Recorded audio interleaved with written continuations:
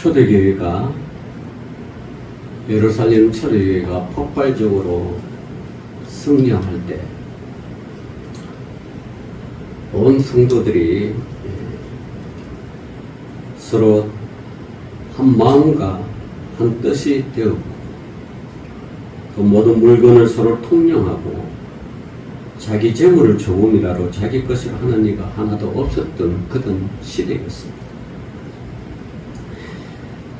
이런 시대에 많은 예수 믿는 사람들이 자기 재산과 토지를 팔아 사도를 앞에 내어놓고 또 사도들과 사도들이 그 토지를 어떻게 사용하고 의논한 후에 한 가지 통일된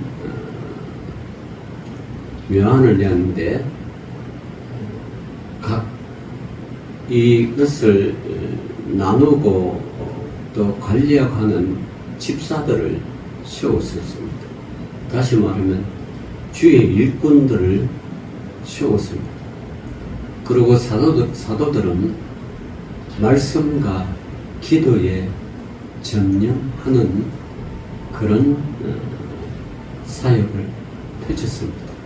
그러니까 교회의 각 초대교회의 각 성도들과 성도들 사이에 일어나는 모든 일들은 집사들이 다 처리하고 그 중에 특히 특별히 문제되는 일은 사도들과 의논하는데 그런 상황에서 사도들은 이제 말씀에 전념하는 그리고 기도에 전념하는 그게 오늘날까지 전해 내려오는 전통이고 교회의 하나의 불문율처럼 되었습니다. 근데 오늘날 많은 교회들이 특히 한국 교회들이 이것이 경제적으로 재정적으로 힘들어해서 또 목회자들이 이중직이라는 부담을 안고 또 하나님으로부터 받은 말씀을 증거하기 위하여 자신들이 일을 하면서도 이 하나님 말씀을 증거하는 그런 시대에 우리가 살고 있지만 어쨌든 근본적으로는 사도들이 말씀과 기도에 순종하며 살았던 것입니다. 자, 이러한 상황에서 사도행전 5장에 넘어오면 초대교회의 유명한 사건이 하나 일어납니다. 소위 말하면 아나니아와 삽비라 부부가 자신의 소유를 팔아서 사도들 앞에, 다시 말하면 하나님 앞에 내어놓는 그러한 사건입니다. 자, 오늘 이 아나니아와 삽비라 부부가 물질이 굉장히 많았죠. 하나님의 은혜를 받아서 재물이 많았습니다. 자, 재물이 많은데 사람들이 너나없이 사도들 앞에 자신의 물질을 넣으니까 이분들도 이 아나니아와 삽비라 부부는 처음에는 감동을 받았습니다. 여보, 우리도 사도들 앞에 내어놓고 하나님 앞에 내어놓읍시다. 왜냐하면 성령의 뜨거움이 밀려오니까 주체할 수 없었습니다. 자, 그렇게 하고 모든 소유를 팔았어요. 팔아서 그 값을 사도들 앞에 내어놓으면 되는데 이 변심을 하네. 가만히 생각해 보니까 우리 노후는 어떻게? 우리 자녀들은 어떻게 살까? 노후가 걱정이 되었습니다. 자녀들의 삶이 걱정이 되었습니다. 그래서 합의를 받습니다. 반은 내어놓고 반은 우리 노후를 위하여 사용합시다. 자, 부부는 일심동체라고 이게 그렇게 합의를 받어요. 아, 그러냐고. 그러면 가만히 생각하니까 당신 말이 맞네. 자, 누군지는 몰라요. 남편이 아내한테 이야기했든지 아내가 남편한테 이야기했는지, 예? 아나니아가 삽비라한테 이야기했는데 삽비라가 자기 남편한테 이야기했는데 어쨌든 합의를 봤어. 노후에 남겨두자. 그래서 절반을 가지고 사도를 앞에 넣어놓으니까 베드로가 이르되 아나니아야 어찌하여 사탄이 네 마음에 가득하여 너가 성령을 속이고 땅값 얼마를 감추었느냐. 베드로는 이 사람들이 땅값을 감추고 내놓은지 몰랐지만 성령께서 알려줬단 말이에요. 성령께서. 자, 그런데 여기에 보면 이 5장 2절에 보면 그 값에서 얼마를 감추며 그 안에도 알더라.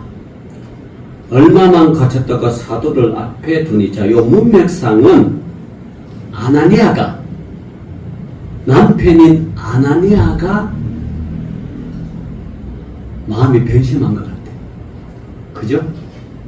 여기 보면 그 값을 얼마를 감추며 그 안에도 알더라. 이 말은 아내는 나중에 알았다는 거예요.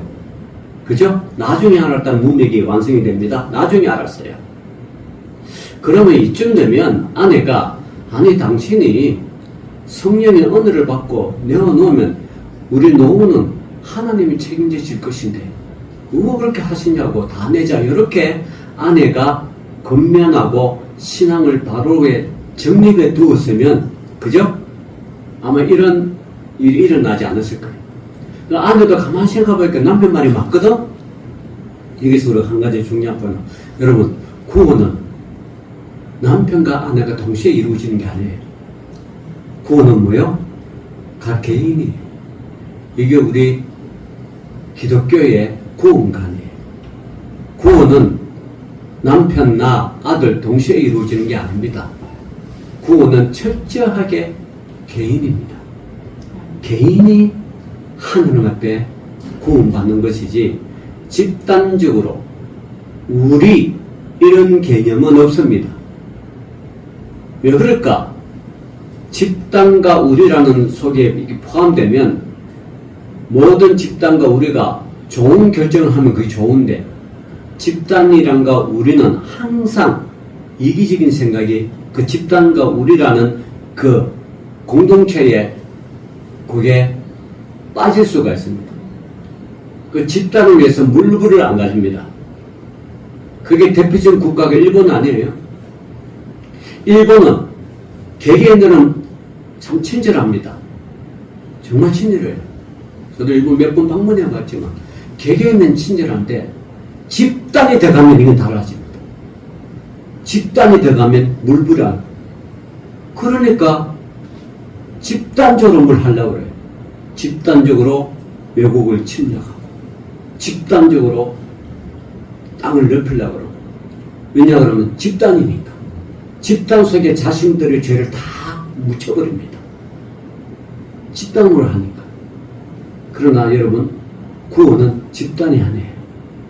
구원은 우리라는 개념이 아니에요. 공동체가 아니에요.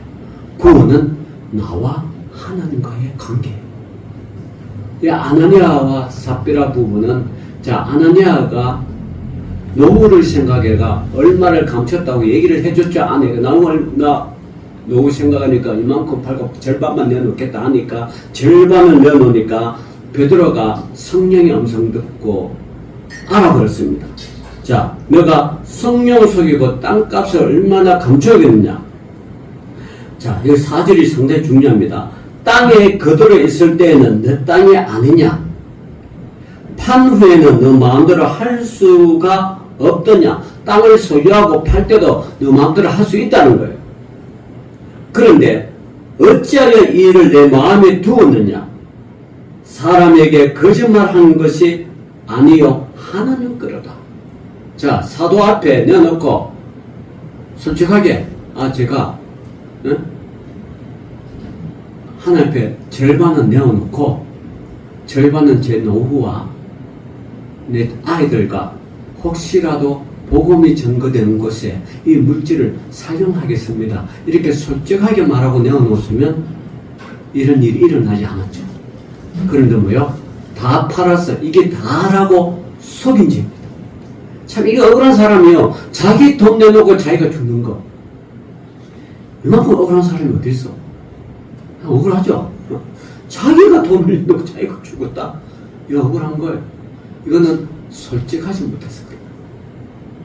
하나님은 거짓말 하지 말라고 그 십계명이 있지 않아요? 거짓말을 하지 마라. 그러니까 거짓말 한다는 것은 하나님을 속였다는 거예요. 자, 아나니아가 이 말을 듣고 엎드러져 혼이 떠나버렸어요. 이 일을 듣는 사람이 다 크게 두려워하더라. 젊은 사람들이 일어나 시선을 싸고 메고 나가 장사했습니다. 뭐 금방 또 장사합니다. 자, 3시간쯤에 3시간 흘렸죠. 그의 아내가 남편이 헌금하러 가는데 돌아오지를 않으니까 이게 어떻게 됐는지 궁금하잖아요. 이거 도대체 어떻게 돼요? 자, 3시간 후에 그의 아내가 이 일을 일어나지 못했습니다. 알지 못했어요. 그리고 다시 물어보는데 기회를 하나님께서 다시 줍니다. 베드로가 이르되 그 땅 판값이 이것뿐이냐? 내게 말하라. 이거는요, 기회를 주는 거예요. 너라도 솔직해라. 너라도 이 땅 판값이 100억이면 100억, 10억이면 10억, 이게 다냐? 아니에요. 저 100억으로 팔았는데요. 아이, 남편이 노후를 생각하고 자녀를 생각해서 절반 준 것 같아요. 제가 마지못해 허락했습니다. 이렇게만 말했으면 살았을까요? 죽었을까요? 살았을까요? 죽었을까요? 살았죠. 그건 어떻게 데려갑니까? 내게 말하라니 이럴 예, 이것뿐입니다. 숨길 딱 숨겨놓고 이것뿐이라 그래요. 자, 9절에 베드로가 이럴 때 너희가 어찌 함께 꾀하여 주의 영을 시험하려 하느냐. 보라, 내 남편을 장사하고 오는 사람들의 발이 문 앞에 이르렀으니 또 너를 메어 나가리라 하니 곧그가 베드로의 발 앞에 엎드려져 혼이 떠나는지라. 젊은 사람들이 들어와 죽은 것을 보고 메어다가 그의 남편 곁에 장사하니 온 교회와 이 일을 듣는 사람들 다 크게 두려워하더라. 억울한 죽음입니다. 자기 재산을 다 팔아도 하나님 앞에 내어놓고도 결국은 솔직하지 못하고 거짓말한 죄로 성령을 속인 죄로 이 부부가 한시는 안 죽었지만 한 날에 죽어요. 나머지 돈 절반은 건 누가 가져가겠습니까? 다 흩어지고 없어집니다. 연기처럼 사라져요. 차라리 솔직했으면 절반을 가져오고 절반 우리 노후를 위해서 또 교회를 나중에 쓰면서 남겨뒀습니다. 이렇게 말을 하고 절반만 들었으면 아나니아와 삽도라 부부가 칭찬 얼마나 받았겠어요. 근데 거짓말을 했어요. 성령을 속였어요. 이게 참 억울한 죽음이죠. 자기 재산 팔아 드리고 또 죽는 안타까운 현실입니다. 여러분, 주님은 다 아십니다. 사람은 속일지 몰라도 주님은 속이지 못해요. 솔직하십시오. 성령을 속이지 못해요. 하여튼 초대교회는 이렇게 성령의 강력한 역사가 일어났어요. 그래서 복음이 폭발적으로 늘어났어요. 자, 그런 상황에서 오늘 저와 여러분 읽었던 사도행전 5장 12절부터는 이제 사도들의 손을 통하여 민간의 표적과 기사가 많이 내려가며 믿는 사람들은 각 마음을 같이 하여 솔몬행가에 모였다. 자, 이렇게 초대 예루살렘 교회는 힘이 있는 교회였습니다. 이 힘이란 세속적인 무력을 말하는 것이 아니라 영적인 능력을 말하는 것입니다. 하나님께서 주신 불가항력적인 성령의 능력이라고 말씀합니다. 자, 그래서 이는 첫째, 성령의 능력이 나타난 이유는 첫째, 믿는 자를 구원하시는 복음의 능력입니다. 복음의 능력은 믿는 자를 구원합니다. 둘째로, 세상을 이기게 하는 신앙의 능력입니다. 여러분, 신앙을 신앙으로 세상을 이기십시오.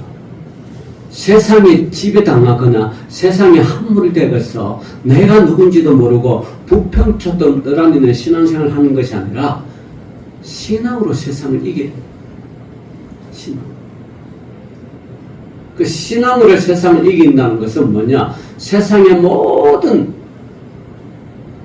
부조리, 절기, 또 이방신을 섬기는 것, 또 뭡니까? 여러 가지 사탄 마귀에 굴복하는 그 모든 것을 이기는 것. 이 신앙의 능력이에요. 세 번째로 마귀의 권세를 정복하게 하는 성령의 능력이라고 하였습니다. 이 능력을 초대교회만 가지고 있었던 능력이 아니라 말세의 교회들도 공통적으로 가지고 있는 것입니다. 오늘날 저와 여러분 말세에 살고 있습니다.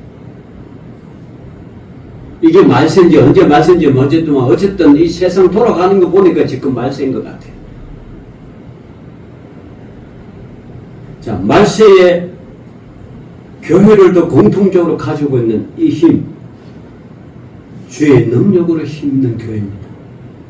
자, 이와 같이 힘있는 교회는 그럼 어떤 교회입니까? 첫 번째로 마음을 같이하여 힘써 모이는 교회입니다. 요즘 계속 교회에 대해서 제가 설교하고 있습니다.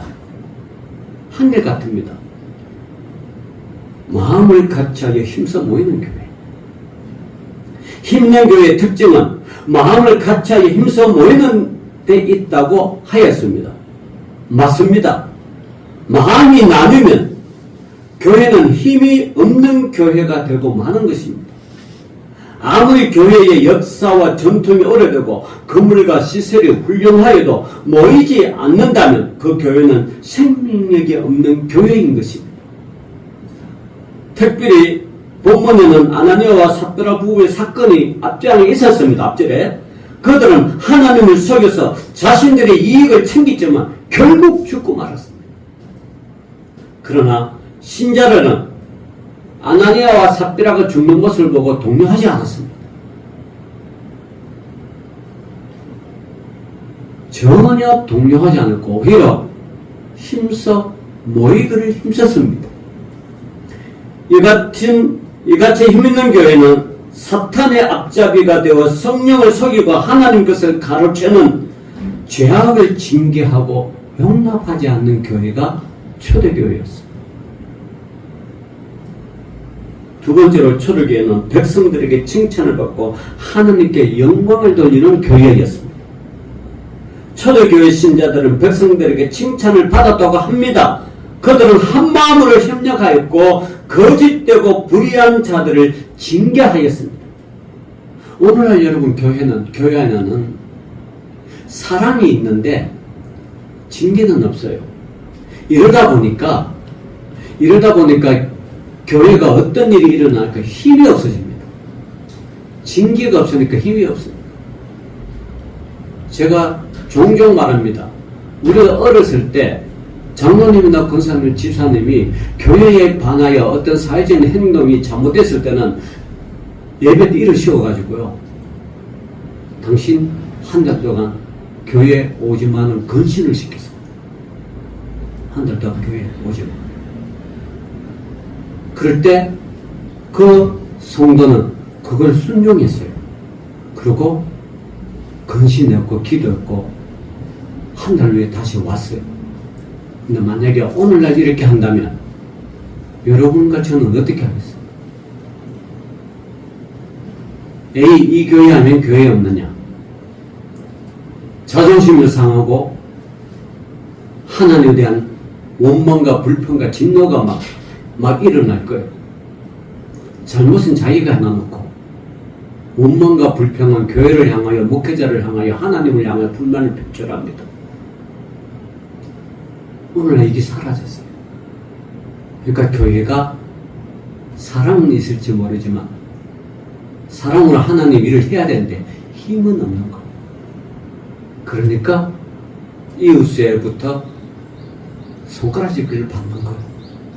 내부에서 힘이 없으니까 당연히 외부에도 힘이 없는 거예요.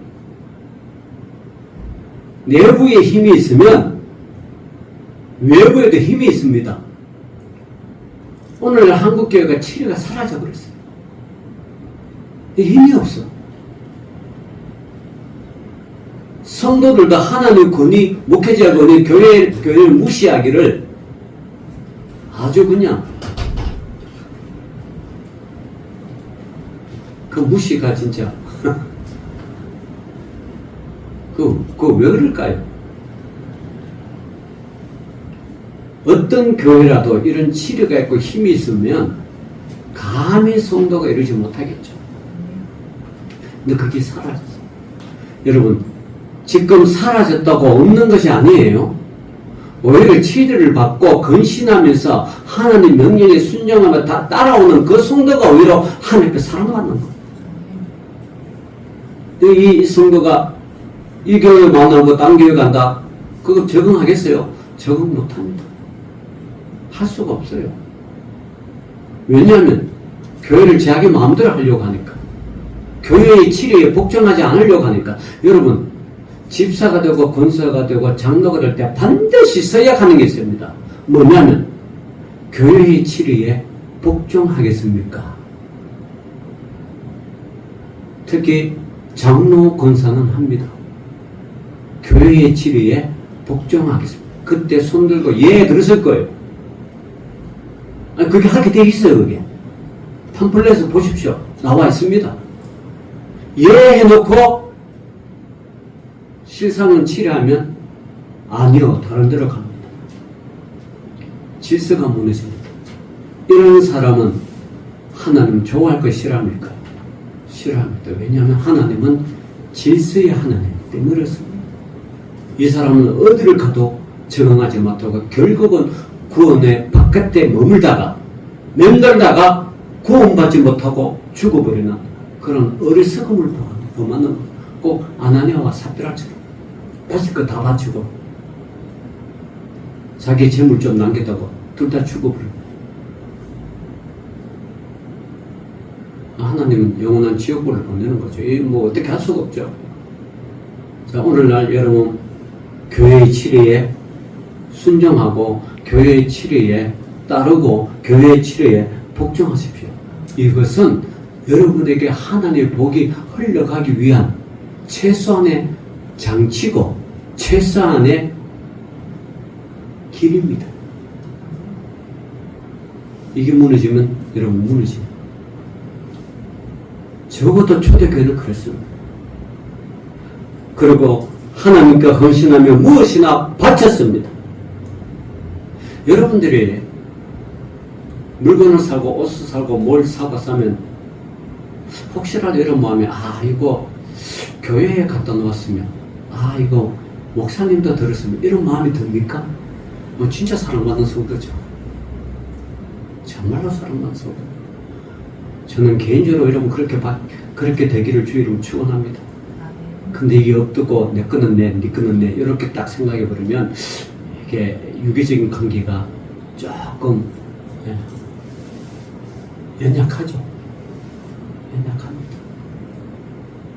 이런 교회가 사랑하는 교회고 이런 교회 하나님께 칭찬받는 그런 성도들이죠.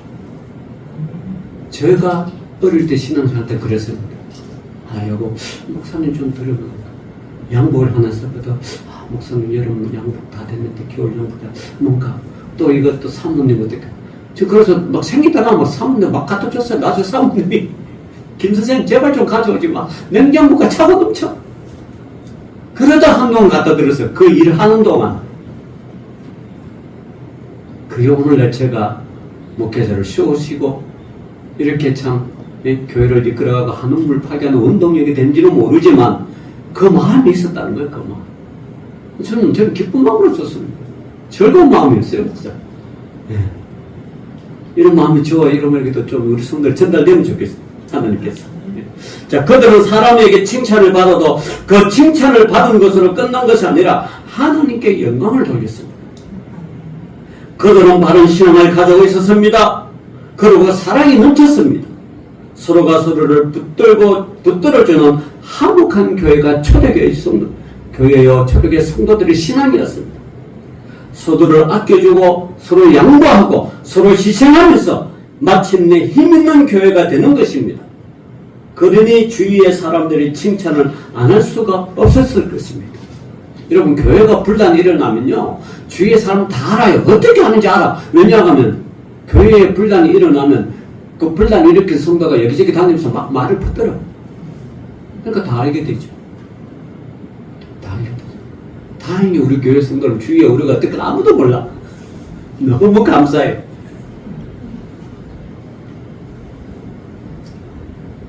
우리 해맑은 교회도 또 한국교회도 초대교회의 모습을 닮아야 합니다.